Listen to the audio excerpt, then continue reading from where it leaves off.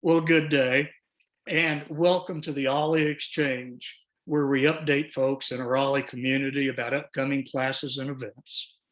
With us today is Irv Lubliner. Irv is a professor emeritus at Southern Oregon University. Irv, welcome, and thanks for agreeing to lead your class, Only Hope, My Mother and the Holocaust Brought to Light. Thank you so much, Ken. I really appreciate this opportunity to share with your OLLI members and to share with you in this brief interview. Thank you so much. Well, thank you for joining us. Irv, the Holocaust is such an important part of history for all of us, and obviously it's very personal for you. Please give us an idea of what you hope to convey to the attendees during your class, if you would. Okay. I'm reminded of a saying that those who aren't aware of history are condemned to repeat it. And I'm very aware of some recent studies that are shocking about how little is known about the Holocaust. I saw a statistic recently that 45% of Americans cannot name a single concentration camp.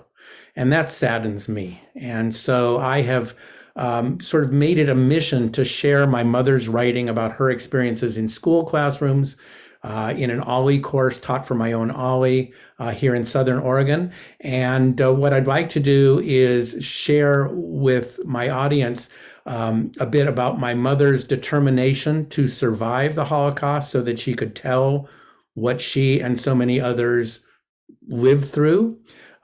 She was so determined to survive those experiences, in part because she wanted to live to tell the story. And so she passed away in 1974 and left behind several stories and transcripts of presentations she had given orally. And even though I think she considered me too young to really start talking to me about it, she didn't want to scare me. I inherited these stories when she passed.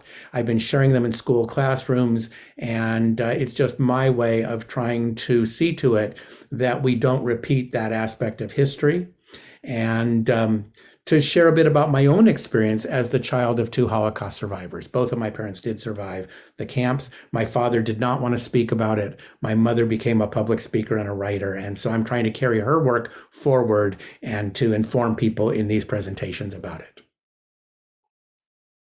Oh my, well, thank you. You've edited your mother's stories, as you said, and published in a book titled Only Hope, the survivor stories of the Holocaust.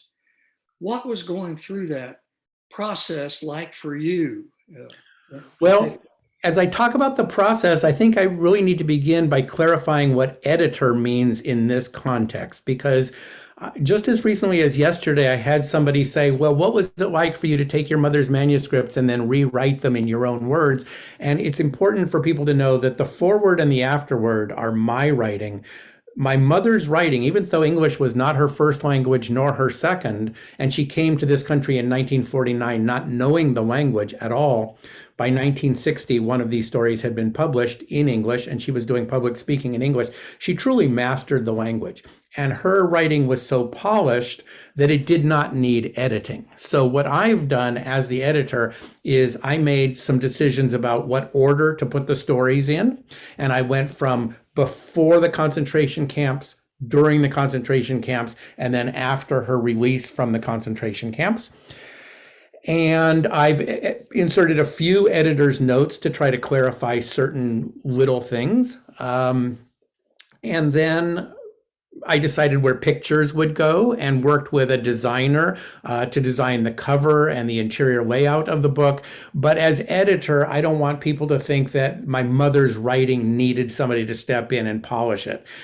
One of the reasons that this book wasn't published 25 years ago was because I couldn't find the words to express myself in a foreword, an afterword, an introduction. I wasn't sure exactly what my contribution would be, but I couldn't find the words that would live up to the quality of my mother's writing.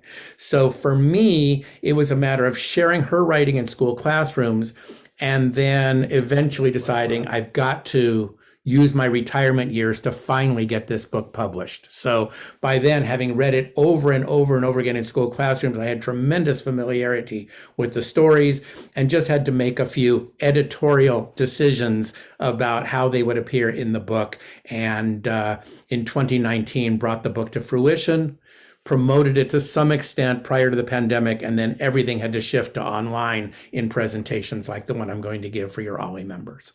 Well, excellent. That's a lot of energy and work that you've put in to get this book out and then also promote it and share the stories. You've talked a little bit about what it was like to put it together. What do you hope to convey to the reader about your mother's stories and her life? Well, let me comment a bit about my own contribution to the book, the foreword and the afterword. In the foreword, I tried to introduce the reader to my mother because she's not alive. So I want the reader to know who she was. She was a very special person. She did not let the Holocaust dampen her spirits. She was vivacious. She was quite willing to get up in front of a group and entertain them in humorous ways as well as serious ways. So she was truly a special person. So I used the foreword to introduce the reader to my mother, to tell a bit about my own experience as her child and the child of a father who also survived the Holocaust, and also to explain the origin of the title, Only Hope. And just in a nutshell, I'll say that when I think about what kept my mother going through the horrific experiences that she had, what I really think kept her going was the hope. She could only hope for a better life in the future. She could only hope that she survived this and could raise a family. She could only hope that one day she would be able to tell the story. So those are kind of my goals in the foreword. And in the afterword is broken into two parts. One of them called Don't Ask, Don't Tell, which is about my own experience in a home where, perhaps because I was viewed as too immature, we didn't talk about it. And my parents didn't want to scare me. And so there was sort of an unwritten law, don't ask, don't tell, within our household. But in the other part of my afterward, I make an appeal to the reader: do ask, do tell, have cross-generational conversations. Don't let my experience be your experience. So if you're part of the younger generation, ask questions of your elders. If you're part of the older generation, find opportunities to speak to the young. So I'm hopeful that this book not only will fill in some gaps in terms of people's historical knowledge, but will also serve to prompt some of those cross-generational conversations that people can have with family members, with teachers, with uncles and aunts. It really doesn't matter to me with whom they have them, but just look for opportunities to have them. And so that's something I want to do: convey some history, inform my audience about how special my mother was, and then make that appeal to people to have those conversations. Wow. Irv, thank you, folks. I mean, there you have it. You'll want to enroll in Irv's class and be sure and attend through Zoom. Irv, your class will meet in one session on Wednesday, October 20th from 1 p.m. to 2:30 p.m. And again, folks, you won't want to miss that. And then also the book, you can find the book, Only Hope, A Survivor's Stories of the Holocaust, on Amazon as an ebook. And then also, Irv also has a Facebook page. Actually, Ken, it's actually a website. There is a Facebook page, but the book can be purchased from a website, onlyhopebook.com. Right. Onlyhopebook.com, as well as a Facebook page that would direct people there for more information. Exactly. So this is so many ways to connect here. Folks, again, October 20th is coming up. You'll want to be a part of this. Irv, thank you for joining us today, and thank you for teaching this class to our OLLI group. Thank you very much, Ken, and I look forward to presenting to your OLLI members there. Thank you so much. Okay.